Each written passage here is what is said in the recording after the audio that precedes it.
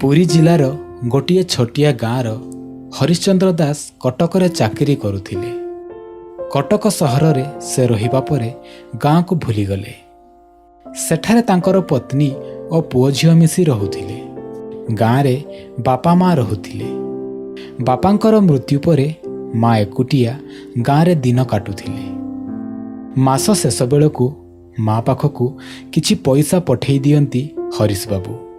हेले माँ बहुत दिन हेब तार पुओ को देखिनी।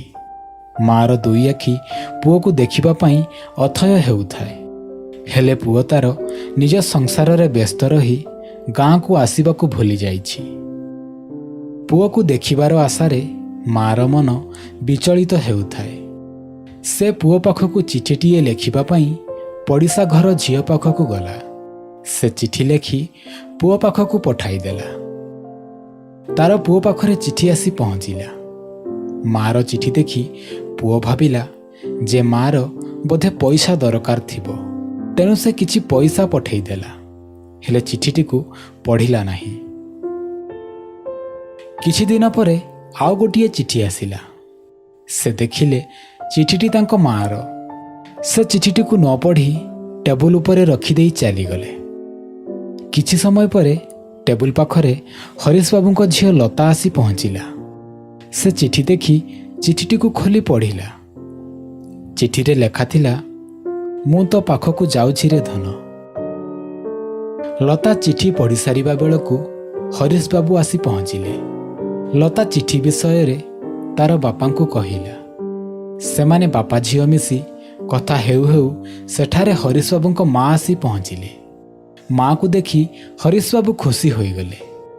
माँ को खाइबाकू पचारिले, हेले माँ खाइबाकू मना करिदेले। माँ पुओ बसी कथबार्ता हेले।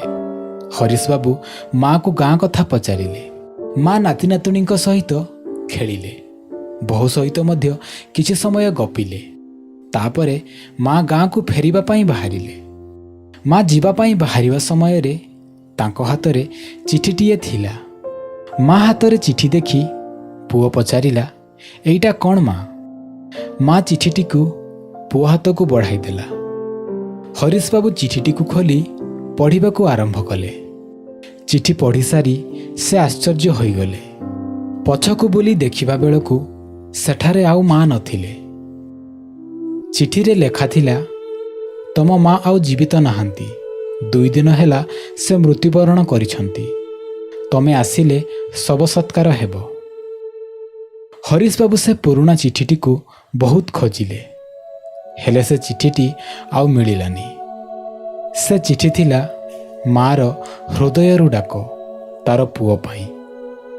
माँर से शेष चिठीटीकू खोजी खोजी निराश हेले, हेले से चिठी आउ मिलिलानी। वीडियो को लाइक करंतु, शेयर करंतु। जदि एपर्यंत आपण आम चैनल को सब्सक्राइब करिनाहांती ताहले आम चैनल को सब्सक्राइब करी पाखरे थिबा बेल बटन रे मध्य क्लिक करंतु। नमस्कार, जय जगन्नाथ।